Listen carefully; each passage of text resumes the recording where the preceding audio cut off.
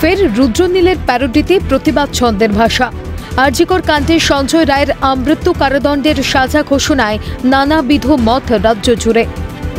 আমার আপনার মতামত ফাঁসির পক্ষে হলেও বিদ্যুৎচন্দ্রের কারো মতে কারাদণ্ডই হয়তো মোক্ষম সাজা সঞ্জয়ের।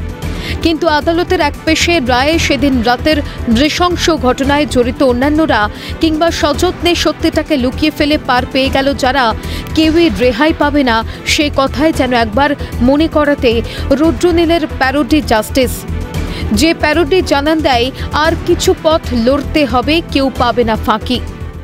হ্যাঁ, তদন্তের ওই 4 দিন কোন পুলিশে মুছল তথ্য প্রমাণ? তাদের বিচার কোথায় হলো? তারা কি পিটান?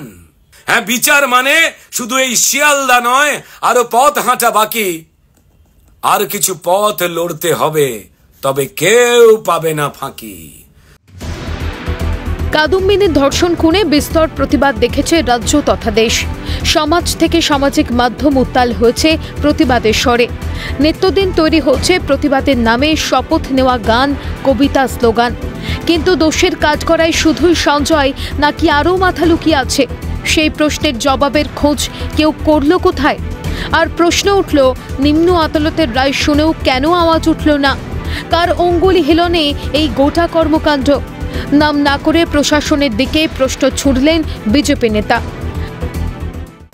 সবাই জানে একা সঞ্জয় নয়, পাপী আরো আছে। তারা কি সব বেঁচে গেল এই বিচারের কাছে? আর তথ্য প্রমাণ মুছল যারা, তাদের কে বাঁচাতে চান? কাদের ডাকে এই সঞ্জয় আরজি করে এলো? প্রশ্ন সবার, কোথায় তারা? তাদের বিচার হলো?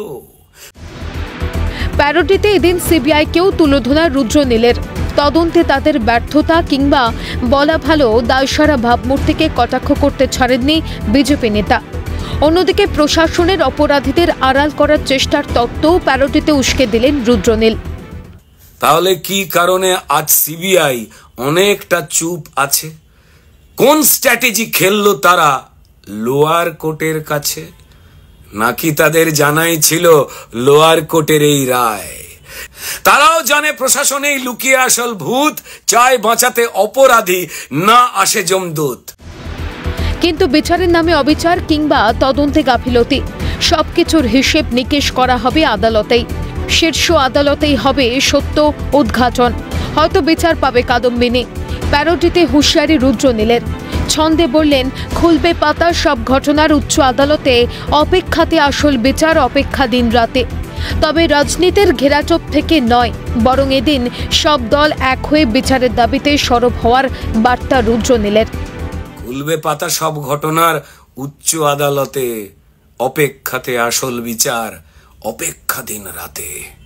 নেই ঘুমিয়ে সুপ্রিম কোর্ট, তীক্ষ্ণ নজর আছে, সত্য বিচার আসবে দ্রুত সব মানুষের কাছে। হ্যাঁ, তাই ততদিন হোক প্রতিবাদ, রাজনীতি রং ভুলে, জাস্টিস চাই বলুক সবাই বজ্র মুষ্টি তুলে। ক্যালকাটা নিউজ।